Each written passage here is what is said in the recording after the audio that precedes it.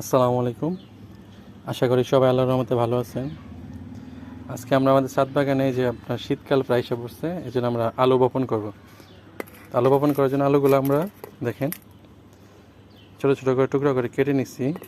এটা আপনারা কেটে ছাই দিয়েও ভিজে মাখা নিতে পারেন। আমরা ছাই সরাসরি বপন করবো ইনশাল্লাহ। চলেন আপনারা দেখেন।